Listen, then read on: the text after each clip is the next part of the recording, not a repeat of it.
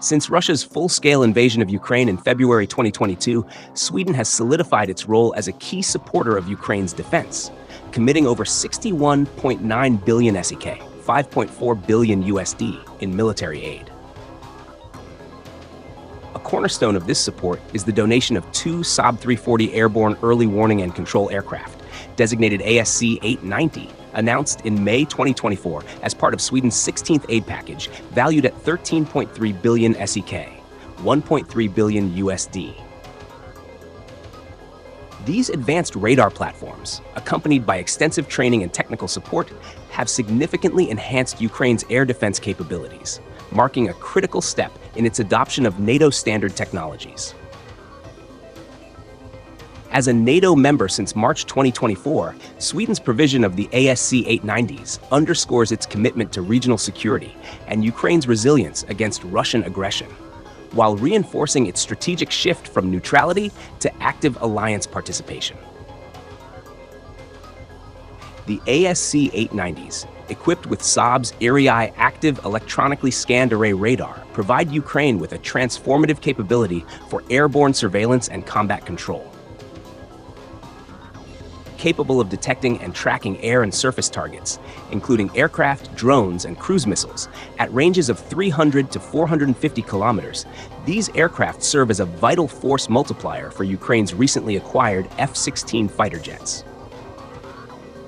A pivotal demonstration of their effectiveness occurred on June 7, 2025, when an ASC 890 enabled a Ukrainian F-16 to shoot down a Russian Su-35 jet over Kursk, detecting the target from 200 to 300 kilometers away and relaying precise targeting data via the NATO-standard Link 16 data network.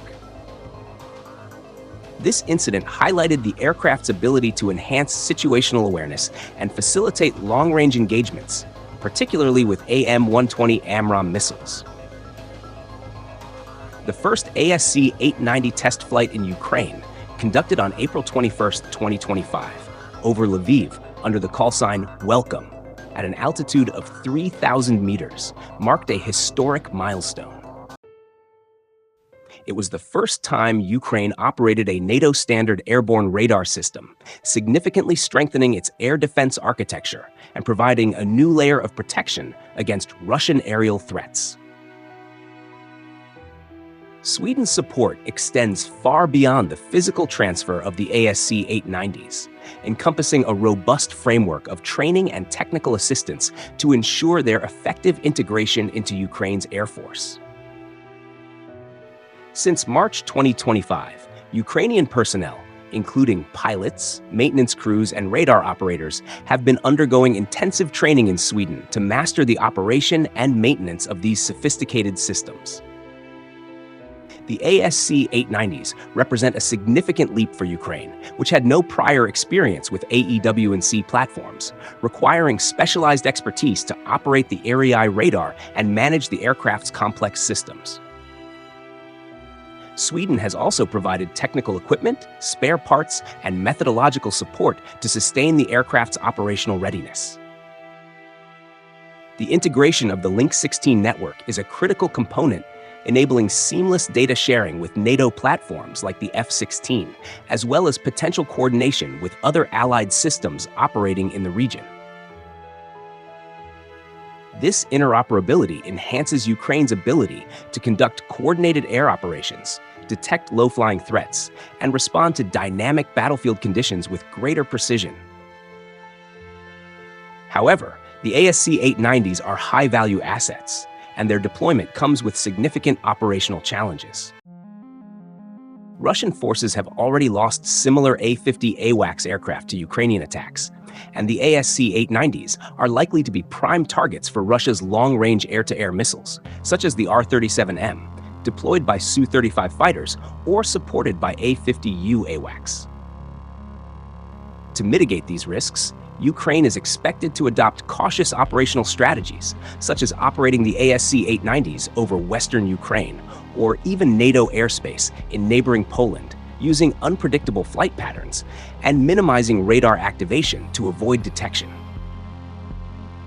These measures aim to protect the aircraft while maximizing their surveillance capabilities.